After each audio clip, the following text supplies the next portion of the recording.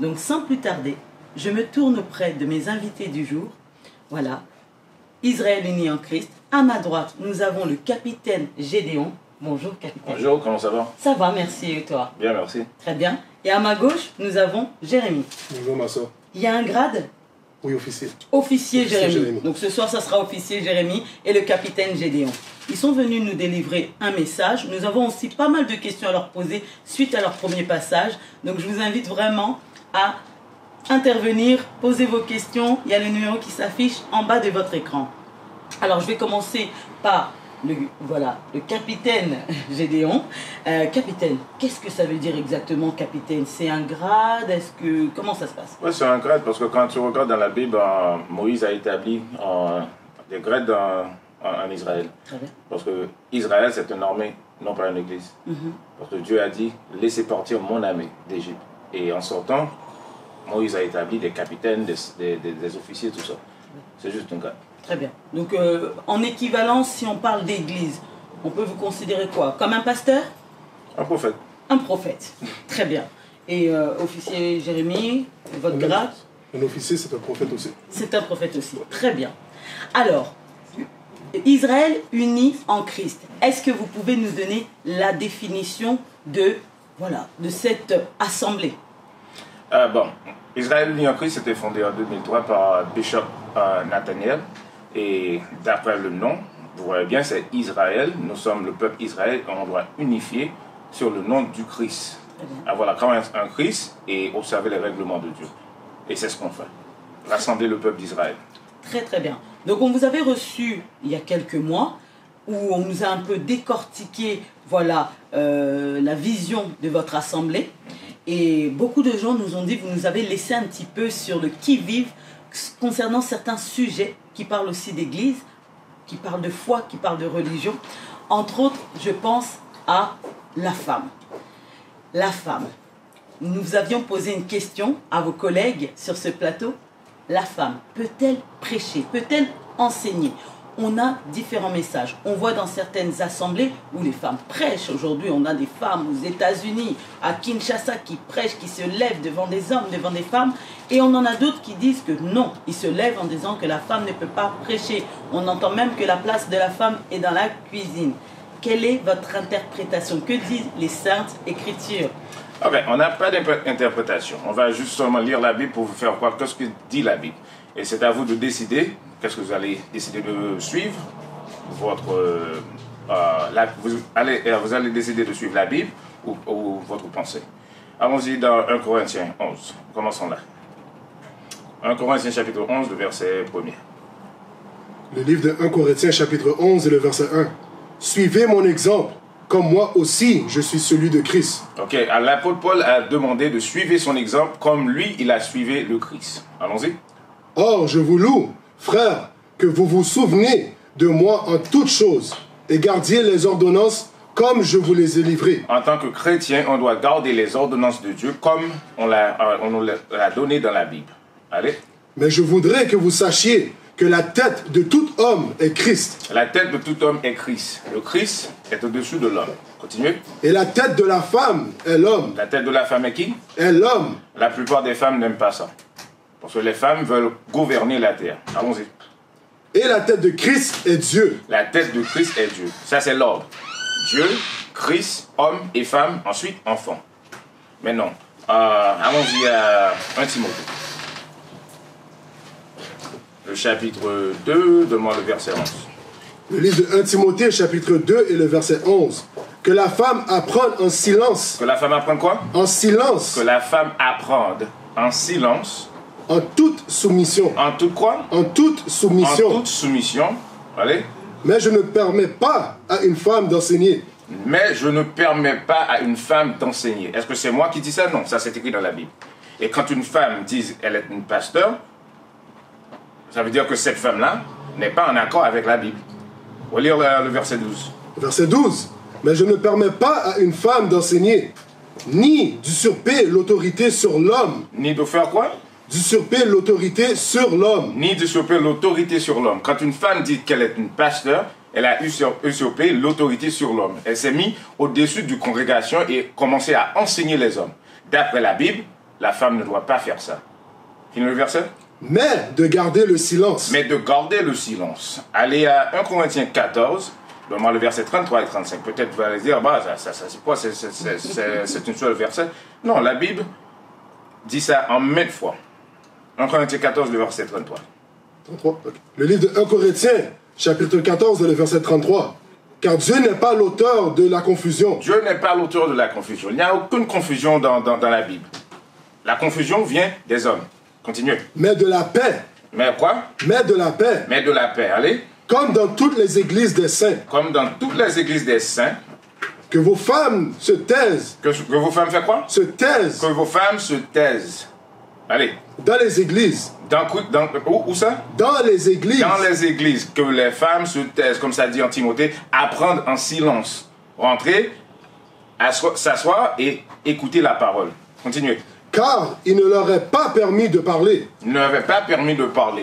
Non pas les femmes ne peuvent pas parler l'un avec l'autre, mais d'enseigner les hommes. Allez.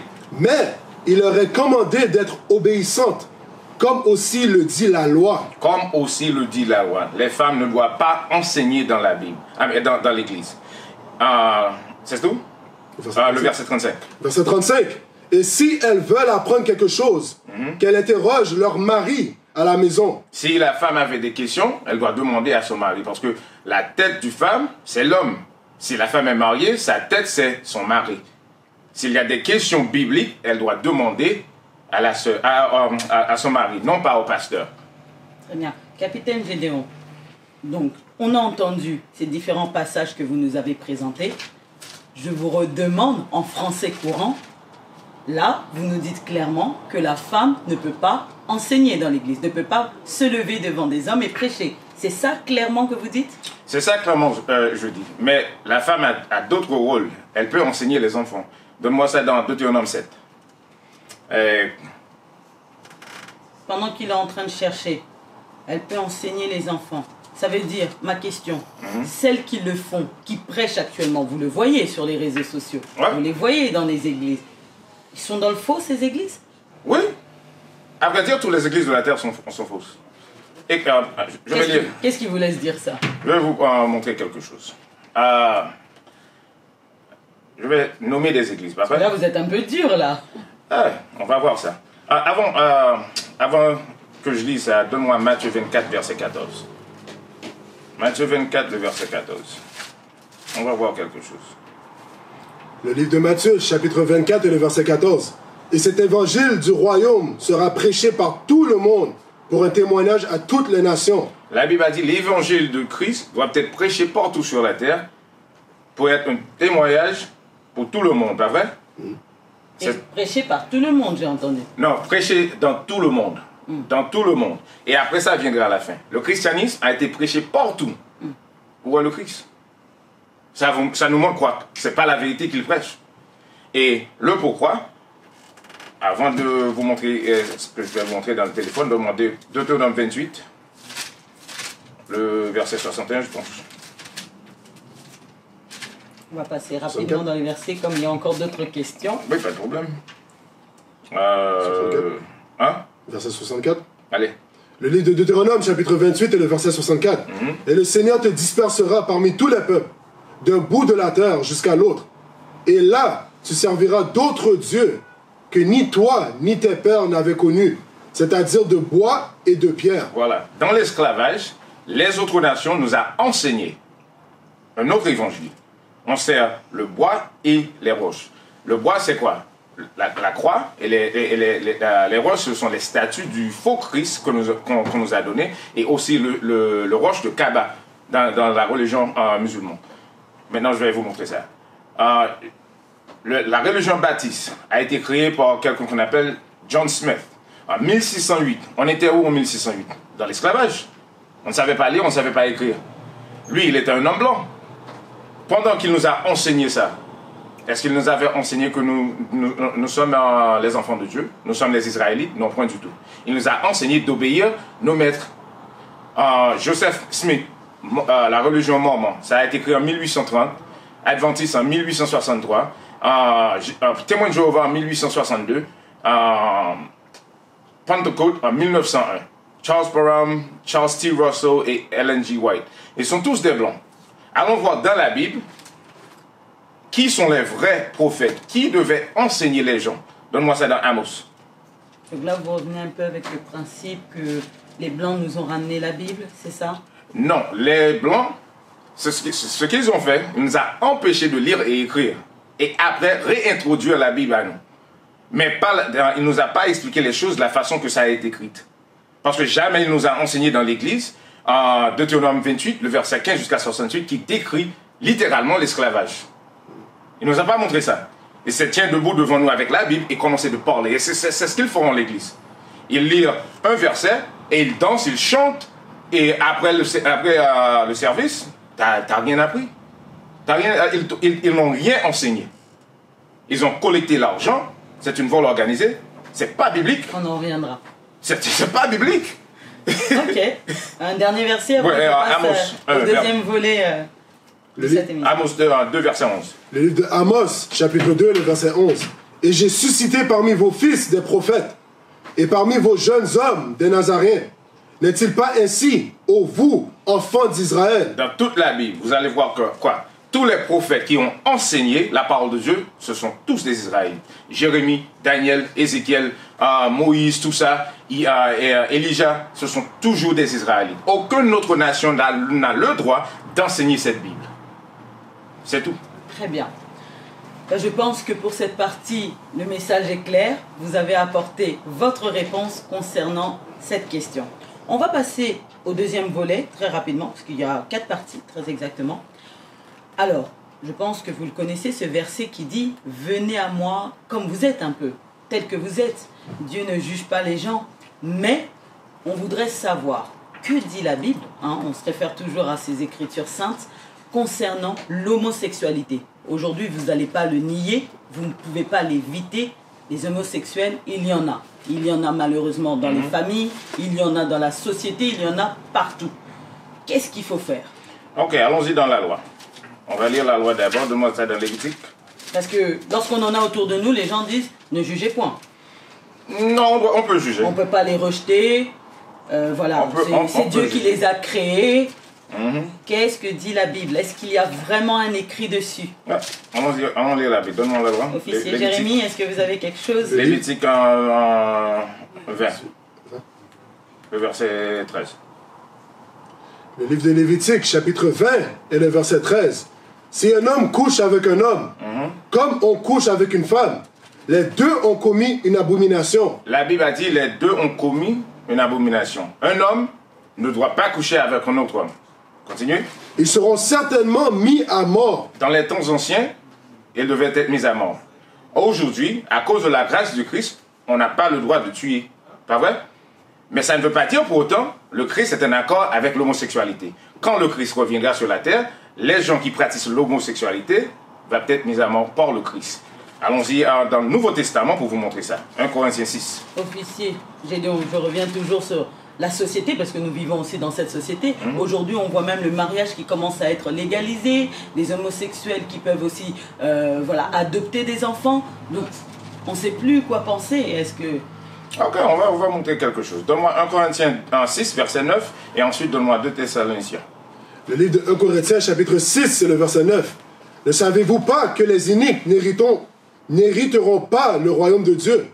Ne soyez pas trompés, ni fornicateurs, ni... Attendez, parfois, on fait la concentration sur l'homosexualité. Mais le péché, c'est le péché. Ce verset va vous montrer, c'est pas seulement les gens qui pratiquent l'homosexualité qui vont rentrer dans l'enfer. Les gens qui pratiquent aussi la fornication. La fornication, c'est quoi? Coucher chaque jour avec une autre femme, je me lève, j'aime cette dame-là, je la fréquente, et coucher avec cette femme. Et en demain, une autre femme. Ça ne doit pas se faire. Allez? Ne soyez pas trompés, ni fornicateurs, ni idolâtres. Ni idolâtres, les gens qui pratiquent l'idolâtrie, qui sont en train de s'agenouiller devant des idoles et prier, tout ça. Allez? Ni adultères. Ni adultère, tu es marié, tu vas coucher avec une autre femme. Allez? Ni efféminés. Les garçons efféminés qui agissent comme des femmes. Allez? Ni ceux qui abusent d'eux-mêmes avec le genre humain. Ça, c'est l'homosexualité. Vous voyez bien, c'est pas seulement les hommes qui pratiquent l'homosexualité. C'est pas bon, ça, mais par la grâce de Dieu, tu as assez de temps pour changer. C'est pour ça qu'on est, on est sur les ondes en train de prêcher la vérité, afin que si vous pratiquez ces choses-là et vous écoutez cette parole, vous pouvez dire, bon, je dois cesser de faire ça. Finir le verset 10. Verset 10. Ni voleur, ni voleur, ni convoiteux, ni ivrogne, ni injurieux, ni extorqueur n'hériteront le royaume de Dieu. Vous voyez bien, ça nous a donné une grande liste de certains péchés. Si vous êtes en train de les commettre, vous n'allez pas hériter le royaume des cieux. Verset 11. Et tels étaient quelques-uns d'entre vous. Et tels étaient quoi? Quelques-uns d'entre vous. Et tels étaient quelques-uns d'entre vous. Ça veut dire il y a parmi nous, l'église, dans l'église se trouvent des pécheurs. Et le péché, c'est le péché. C'est à vous de changer votre vie. Nous, on est là pour vous dire que la vie qu'elle est en train de mener, en tant qu'homosexualité, ou voleur, ou fornicateur, c'est pas bon, vous devez changer. Maintenant, je vais vous montrer une autre chose à propos de ce qui se passe sur la terre.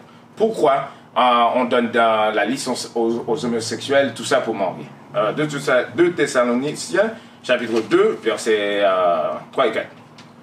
Le livre de 2 Thessaloniciens, chapitre 2, le verset 3. Qu'aucun homme ne vous trompe. Qu'aucun homme ne vous trompe. Il y a des hommes qui sont des trompeurs sur la terre.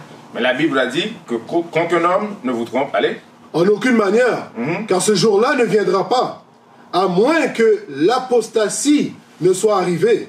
L'apostasie, c'est l'homme impie qui nous trompe sur la terre. Cet homme doit arriver. Allez. L'apostasie ne soit arrivée d'abord, et que l'homme de péché soit révélé. L'homme de péché doit être révélé. Il y a un homme qui est un homme de péché sur la terre. Et il va faire des choses afin qu'on puisse le révéler sur la terre. Allez. Le fils de perdition. Le fils de perdition. Qui s'oppose et s'élève au-dessus de tout ce qui est appelé Dieu. La question c'est que qui s'oppose à tout ce qui s'appelle Dieu? La Bible a dit 2 hommes ne peuvent pas se coucher. Il y a un homme qui a dit oui, 2 hommes peuvent se marier. Qui a donné le droit? C'est l'homme soi-disant blanc. Il se fait nommer un homme blanc parce que blanc représente la pureté. Pour eux, ils sont les gens les plus purs, mais d'après la Bible, ils sont les enfants de perdition. Ce sont eux qui parcourent la terre, qui disent non, toi, ce pays-là, vous devez accepter l'homosexualité, sinon on ne va pas vous donner l'aide. Mais regardez bien l'hypocrisie. Est-ce qu'ils vont dans les pays arabes et ils disent vous devez accepter l'homosexualité? Non, point du tout. Mais tout en Afrique, où habitent les Noirs, il nous exige d'accepter ça. Ça, c'est l'homme de perdition. Et notre devoir à nous, c'est de révéler cet homme-là. Finis le verset. Ou qui est adoré. Non, reprends ça dès le commencement, le verset 4. Le verset 4. Qui s'oppose et s'élève au-dessus de tout ce qui est appelé Dieu. Il s'oppose au-dessus de tout ce qu'on appelle Dieu. Toutes les églises que cet homme a créées s'opposent à l'évangile du Christ. Allez. Ou qui est adoré. De sorte qu'il s'assit comme Dieu. Cet homme-là s'assit comme Dieu. Parce que quand tu veux connaître qui est le Christ, tu vois qui? L'image blanche. Et ça, c'est contre la Bible. Parce que la Bible a dit quoi? Le Christ est un homme noir. Les Israélites, ce sont des noirs. Mais l'homme de perdition a dit non, pas du tout. Moi, je suis le Christ. Vous allez regarder mon image, agenouiller devant mon image. Et quand tu me vois, tu vois le Christ. Fini ça? De sorte qu'il s'assit comme Dieu dans le temple de Dieu, déclarant lui-même qu'il est Dieu. Voilà. Tout autour d'Afrique, dans les rues, on voit quoi? L'image de la bête, l'image de l'homme soi-disant blanc. Et les gens adorent ça. Mais la Bible nous dit quoi? Le Christ est noir. On doit observer ce qui est écrit dans la Bible.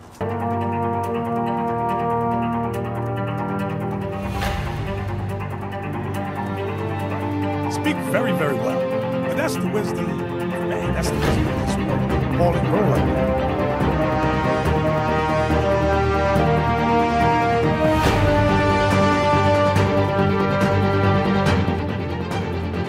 Shalom, Israel. This is Bishop Nathaniel. I want you to know that you can view all our Sabbath classes live on IUIC TV. That's right, I said on IUIC TV. Download the app today. Shalom.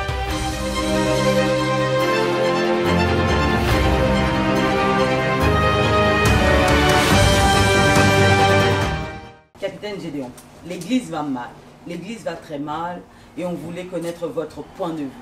Beaucoup de scandales, alors je ne sais pas si vous êtes au courant et on voudrait un peu savoir ce qui se passe. des scandales de partout. Je pense que vous m'avez vu juste avant l'émission, des appels, les fidèles sont perdus, ils ne savent plus s'ils doivent rester chez eux, s'ils doivent aller prier. Je ne sais pas si vous avez entendu une église de la bonne semence du pasteur Charles Bameko, où il a été voilà, déféré en justice pour cause, il avait 2 millions d'euros sur son compte et la justice n'a pas aimé ça. Et on parle de malversation, on parle de blanchiment d'argent, qu'est-ce que ça faisait sur son compte personnel et non sur le compte de l'église. Les fidèles appellent en nous disant que voilà, ils avaient demandé de faire certaines actions, des dons qu'ils n'ont jamais vus dans l'église. Qu'est-ce qui se passe dans vos assemblées? Où vont les sommes que les fidèles donnent, que ce soit les dîmes, les offrandes? Qu'est-ce que vous faites? Qu'est-ce que nous faisons nous-mêmes ou à l'église? C'est les fidèles qui posent des questions. Ah, ok. Commençons à Jérémie 23. On va parler sur les pasteurs.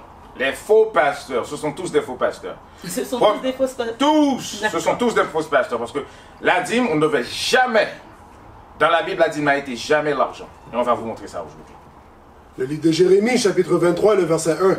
Malheur aux pasteurs qui détruisent et dispersent les moutons de mon pâturage. Malheur aux pasteurs qui dispersent et détruisent les moutons de mon pâturage. Parce que le devoir du pasteur, c'est d'enseigner les gens comment reçu le royaume des cieux. Si je vous demande qu'est-ce que je dois faire pour recevoir le royaume des cieux, la plupart de vous ne peuvent pas répondre. Mais en tant que chrétien, la première chose que vous devez apprendre, c'est qu'est-ce que je dois faire pour recevoir le royaume des cieux. D'après la Bible, le Christ a dit quoi? On doit garder les commandements. Dans l'église, est-ce qu'il garde les commandements? Point du tout.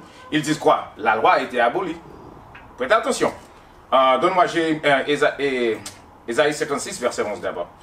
Donc, tout ce qu'on nous demande, l'offrande du prophète, opération sale, toutes ces choses, c'est biblique ou pas? Non. C'est une vol organisée. Le livre... Ouais. Le livre d'Ésaïe, chapitre 56, et le verset 10. Ces sentinelles sont aveugles. Elles sont toutes des ignorantes.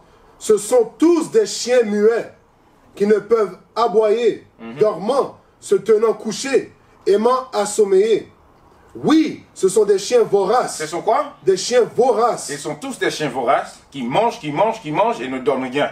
Allez? Qui n'ont jamais assez. Ils n'ont jamais assez. Chaque dimanche, passer la corbeille 10 ou 20 fois, ramasser, ils ne donnent rien à l'église. Allez? Et ce sont des bergers qui ne peuvent pas comprendre. Ils ne peuvent pas comprendre parce que la Bible est claire. Et comment pouvez-vous me dire, un pasteur, il est allé à l'école, passé 8 ans à l'école, et il a recevoir son degré dans la divinité et tout ça, et vous me pouvez dire qu'il n'a jamais lu ces versets? Non, point du tout. Il est un quoi? Un chien vorace. Il veut tout prendre. On va lire le verset qu'il utilise pour envoler les gens. Je vous coupe un petit peu. Vous dites qu'on peut se permettre de les appeler chiens voraces, mais leurs fidèles disent, le verset qui existe aussi, ne touchez pas à mes oins. Donc apparemment... Ils ne sont pas des oins, ils sont tous des chiens voraces et on va vous le prouver. Allons-y à Malachie. On va vous le prouver. Vous êtes très fâchés contre les pasteurs. Ouais, je vais vous montrer pourquoi. Avant de lire ça, je vais vous montrer pourquoi. Donne-moi un titre, chapitre 1er, le verset 9 jusqu'à 11. Je vais vous montrer pourquoi je suis vraiment fâché. Parce que moi, j'ai l'amour pour moi, dans mon cœur pour mon peuple. Et si j'ai un enfant et je vois quelqu'un le maltraite, je deviens vraiment fâché. Et quand je regarde ce qui se passe sur la terre, c'est pas bon. C'est à moi d'expliquer clairement ce que dit la Bible afin que les gens peuvent changer. Lisez après moi. Le livre de Titre, chapitre 1, le verset 9. Tenant ferme la fidèle parole comme elle lui a été enseignée, afin qu'il puisse être capable, par la saine doctrine, aussi bien d'exhorter que de convaincre les contradicteurs. Ouais, c'est ça, c'est notre devoir. On doit utiliser la doctrine qui est dans la Bible, qu'on peut aller contre les contradicteurs. Allez? Car il y a beaucoup d'insoumis. Il y a beaucoup d'insoumis, surtout dans l'église. Allez? Et de vains parleurs. Et de vains parleurs qui portent seulement ce qui sort dans leur bouche, mais pas dans la Bible. Allez? Et des trompeurs, particulièrement ceux de la circoncision. Particulièrement ceux de la circoncision. La circoncision a été donnée aux Israélites. Ça veut dire que parmi nous les Israélites, il y a beaucoup d'entre nous qui parlent de mauvaises choses. Allez. Dont la bouche doit être fermée. Dont la bouche doit être quoi? Être fermée. C'est notre devoir à nous, d'après la Bible, de fermer leur cœur. Allez. Qui bouleverse des maisons. Qui bouleverse des maisons parce qu'il prend l'argent entre les mains des pauvres. Ils n'ont pas de quoi manger, mais chaque dimanche, il donne l'argent au pasteur. Qui bouleverse des maisons entières. Enseignant des choses qu'il ne devrait pas. Enseignant des choses qu'il ne devrait pas. On va voir pourquoi. Pour un gain sordide. Pour un gain quoi? Sordide. Pour un gain sordide. Allons. Maintenant, allons-y à Malachie. Chapitre 3. Verset 8. Et c'est cette verset-là qu'il utilise pour dérober les gens. Allez. Le livre de Malachie, chapitre 3, le verset 8. Un homme volera-t-il Dieu? Un homme, il campe de l'église. Un homme volera-t-il Dieu? Et puis l'organe. Et les gens passent les corbeilles. Là-dedans, on va voir. Allez. Cependant, vous m'avez volé. Mais vous dites, en quoi t'avons-nous volé? Dans les dîmes et dans les offrandes. Voilà, il utilise cette verset pour dire, bon, vous allez voler Dieu, vous allez donner les dîmes et les offrandes. Pas vrai? Continuez. Verset 9. Vous êtes maudits de malédiction, car vous m'avez volé, c'est-à-dire la nation entière. En ce moment-là, les gens se sont un peu coupables, et ils rentrent dans les poches et donnent tout ce qu'il a. Apportez toutes les dîmes dans les magasins de temple, afin qu'il y ait de la nourriture dans ma maison. Prêtez attention à cette verset. La Bible a dit, apporter la dîme dans quoi? Dans les magasins. Dans les magasins du temple. On avait un temple et il y avait des magasins où on devait mettre les dîmes. Allez. Afin qu'il y ait de la nourriture. Afin qu'il y ait de la nourriture. Dans les magasins, on devait apporter de quoi à manger. Non pas l'argent. On va vous montrer ça un peu plus loin. Allez. Afin qu'il y ait de la nourriture dans ma maison.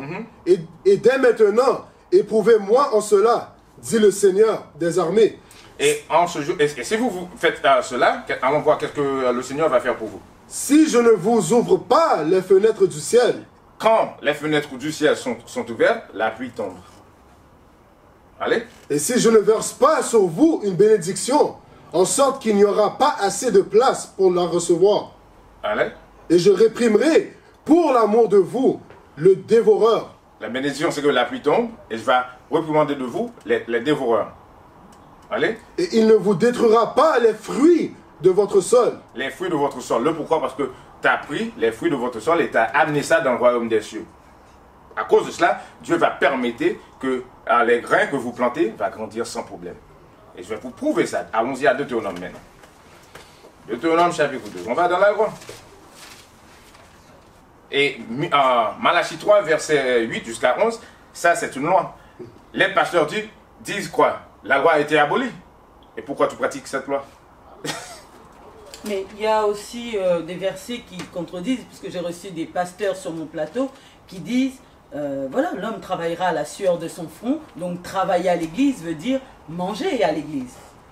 On peut y avoir de quoi manger à l'église, mais la dîme n'est pas l'argent. On va vous prouver ça un peu plus loin. Donc la dîme ne leur appartient pas. Non, la dîme appartient aux prêtres Lévi dans les temples. Le temple n'existe pas encore, et les prêtres Lévi n'existent pas encore. Le tribut Lévi existe, mais on n'a pas des prêtres pour faire les sacrifices. Et dans les églises, alors aujourd'hui, à qui appartient la dîme? La dîme appartient à aucune personne. La dîme a été abolie, et je vais vous montrer ça. La dîme a été abolie, et la dîme n'a été jamais l'argent. C'était en nature, c'est ça? Deutéronome 22. Désolé, 14, verset 22. Le livre de Deutéronome, chapitre 14, le verset 22. Tu ne manqueras pas de donner la dîme de tout le rapport de ta semence. Tu dois donner les dîmes, mais le rapport de ta semence, non pas l'argent. Allez. Que ton champ produira chaque année. Les champs produisent les grains et tu apportes les dîmes chaque année. Allez. Et tu mangeras devant le Seigneur ton Dieu. Qu'est-ce que tu dois faire avec votre dîme? Tu mangeras devant le Seigneur ton Dieu. Tu dois manger ton dîme devant le Seigneur. Ça fait partie des lois sacrificielles. Allez. Au lieu qu'il aura choisi pour y placer son nom. Cette lieu, c'est la temple de Jérusalem. Allez. La dîme de ton grain. La dîme de quoi? De ton grain. De ton grain. De ton vin. Non, c'est l'argent. De ton vin. De ton grain, de ton vin, allez. Et de ton huile. Et de ton huile. Et les premiers-nés de tes troupeaux de bœufs et de brebis. Afin que tu puisses apprendre à craindre le Seigneur ton Dieu à toujours. Ça, c'est pas l'argent. Mais on va continuer à lire. Verset 24. Et si le chemin est trop long pour toi, disons, tu habites en Congo et tu dois y aller en Israël. Et dans les temps anciens, les chemins c'était vraiment dangereux. Et tu as une famille de 7 personnes. Et chaque personne doit porter un agneau. Ça c'est trop. Et des grains, d'huile, du vin, c'est trop de changement. Et il y a des voleurs sur les rues. La Bible a dit, on va voir qu'est-ce que la Bible a dit de faire avec ça. Allez. et si le chemin est trop long pour toi, en sorte que tu ne puisses les porter, ou si le lieu que le Seigneur ton Dieu aura choisi pour y placer son nom est trop loin pour toi, lorsque le Seigneur ton Dieu t'aura béni, alors tu l'échangeras pour de l'argent. Maintenant le pasteur a dit, waouh, alléluia, tu vois l'argent.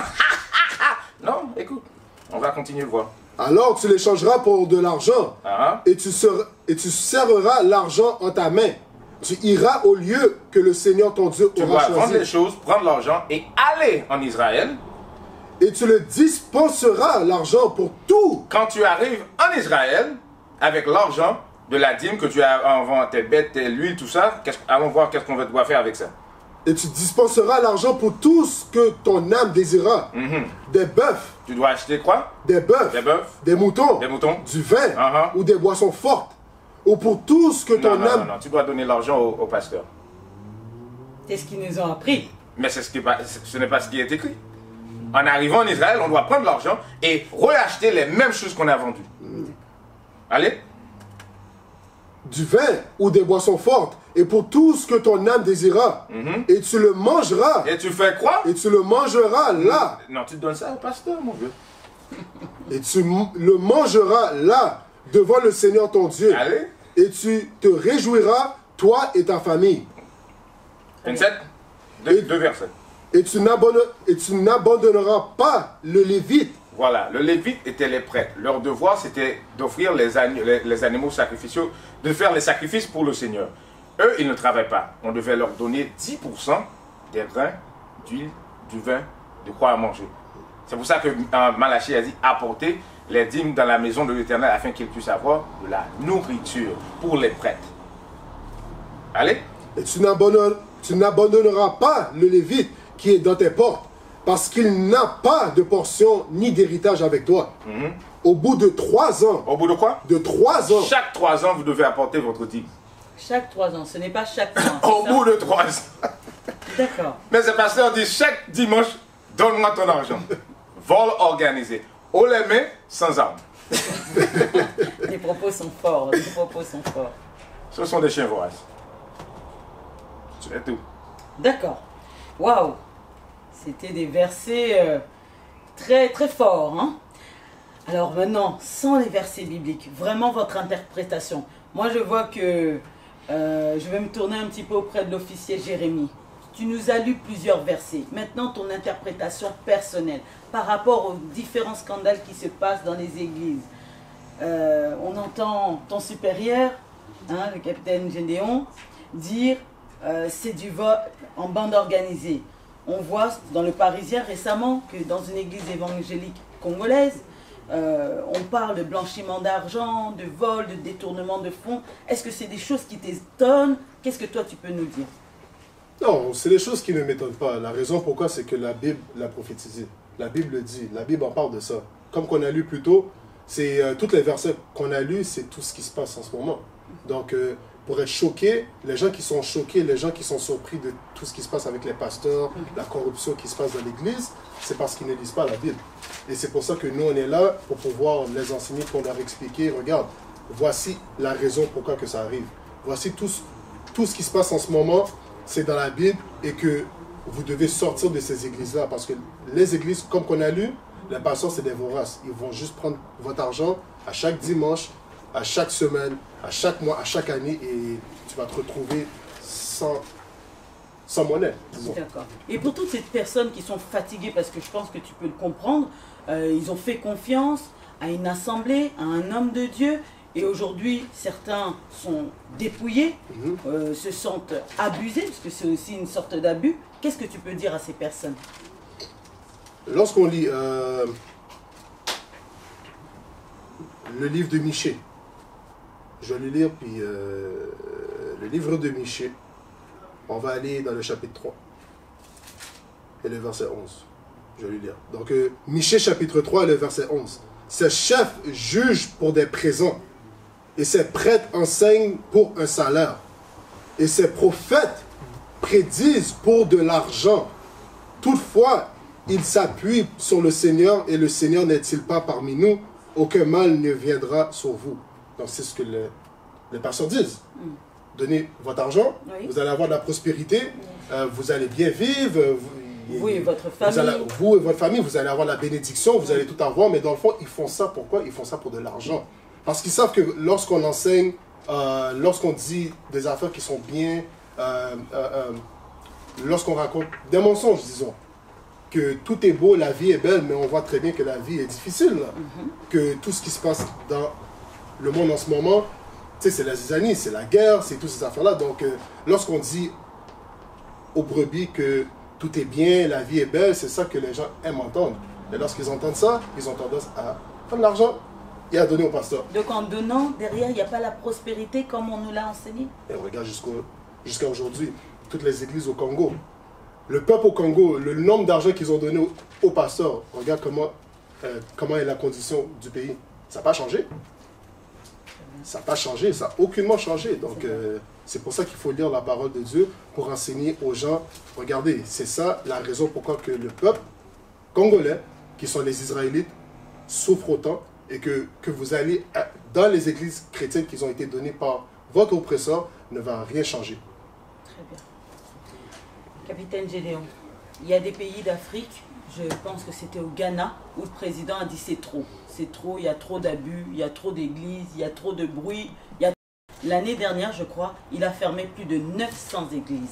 Qu'est-ce que tu penses face à cette décision? Bravo, tu as bien fait. Et dans la Bible, on va vous montrer la seule religion qui existe.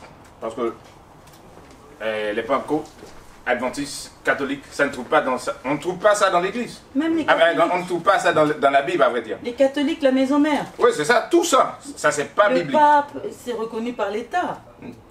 Ça ne veut pas, il y a un moment, l'État a reconnu l'esclavage. Ça ne veut pas dire pourtant ça c'est bon.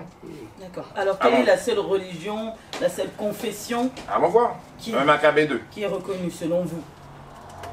1 Maccabée, Très rapidement, parce que nous allons bientôt chuter. pas de problème. 1 Maccabée chapitre 2, verset 19, et lisez ça tout de suite, rapide, jusqu'à 22. Le livre de 1 Maccabée, chapitre 2, et le verset 19. Mattathias répondit d'une voix forte, « Tous les païens de l'Empire peuvent bien écouter le roi et choisir de se soumettre à ses ordres.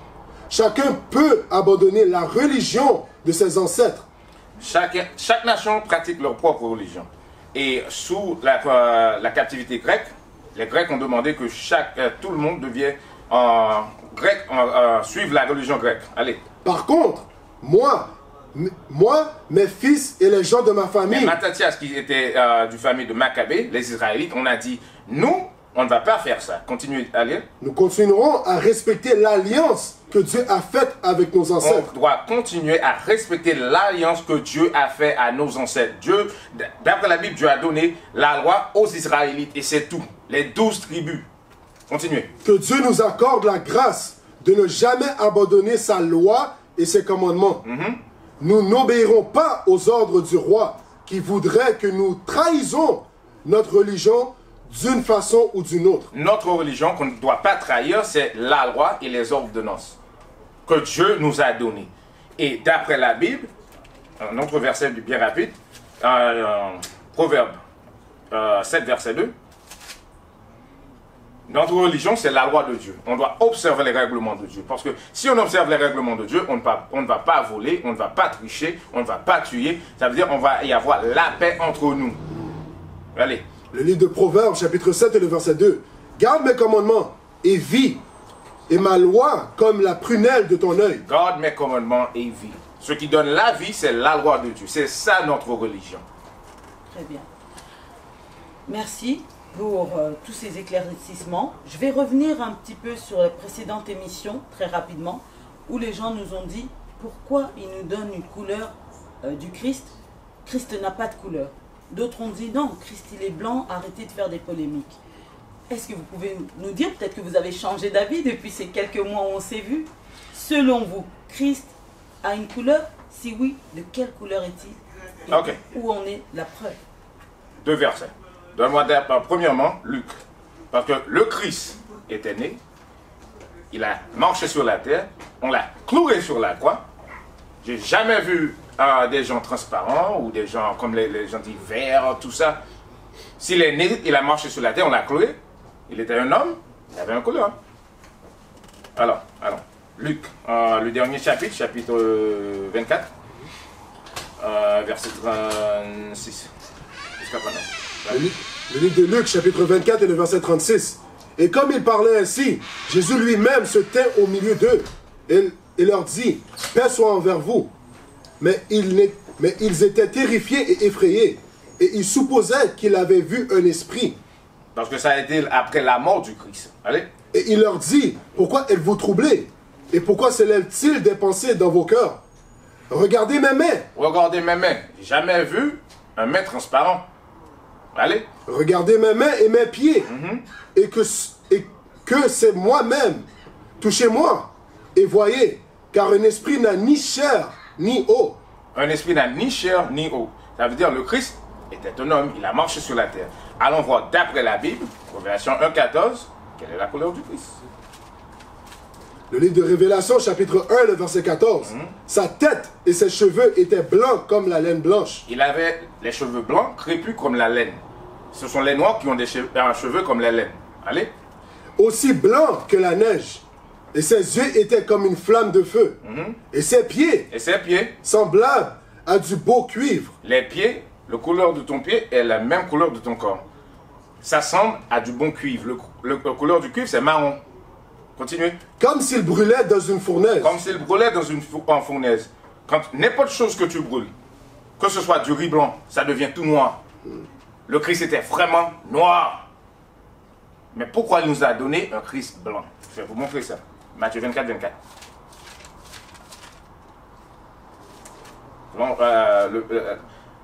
L'homme du péché nous a trompés dans l'esclavage. Il est temps qu'on commence à lire la Bible et montrer aux gens la vérité. 24, 24. Le livre de Matthieu, chapitre 24 et le verset 24. Car il s'élèvera de faux Christ. C'est le Christ qui parle. Il nous a déjà averti qu'il s'élèvera de faux Christ. Et de faux prophètes. Et de faux prophètes, allez. Et ils montreront de grands signes et des prodiges, à tel point que, s'il était possible, ils tromperaient les élus même. S'il était possible, ils tromperaient les élus même. Mais ça veut dire quoi? Nous, les élus, on ne va pas être trompés. On va lire la Bible et chercher voir comment ressemble le vrai Christ. Parce que pour reconnaître le faux, on doit savoir comment ressemble le vrai. D'après la Bible, le vrai Christ est un homme noir. Ça veut dire quoi? Le faux est le blanc. Très bien. En tout cas, waouh, j'aurais pu vous garder des heures parce que vous nous emmenez vraiment dans des profondeurs de l'écriture. Ce n'est pas que du parler, ce n'est pas que des histoires, mais c'est votre vérité, je tiens à le dire. Donc, c'était vraiment intéressant, mais je pense que vous reviendrez, j'espère, très prochainement sur le plateau de Vérité au pouvoir, sur Seule la vérité, pour qu'on puisse encore continuer à décortiquer cette Bible. Parce que comme je l'ai dit en introduction, on a eu tellement de versions. On a eu tellement... Il y a eu aussi du mensonge. Après, d'autres nous diront si ce que vous dites, c'est la vérité, c'est un mensonge, c'est incomplet. En tout cas, n'hésitez pas, si vous voulez venir apporter votre contre-vérité, sentez-vous libre, ce plateau est le vôtre. Je vais donner l'honneur à Capitaine Gédéon, s'il veut nous donner un dernier message en 1 minute, avant qu'on puisse rendre l'antenne. Ok. Donne-moi Jean 8, verset 32. Le message qu'on a pour vous, c'est la Bible. Le livre de Jean, chapitre 8 et le verset 32. Et vous connaîtrez la vérité, et la vérité vous rendra libre. Et vous connaîtrez la vérité, et la vérité vous rendra libre. Qu'est-ce que c'est que ça, la vérité? On doit observer les règlements de Dieu. Le Christ est un homme noir, il était venu mourir seulement pour le peuple Israël. Du fait qu'on a péché, on est allé en esclavage. Maintenant, il est l'heure étant de se réveiller et retourner vers le Christ en Israël.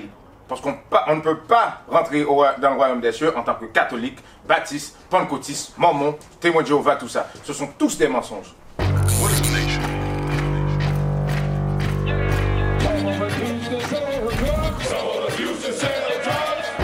Nation is men leading by example.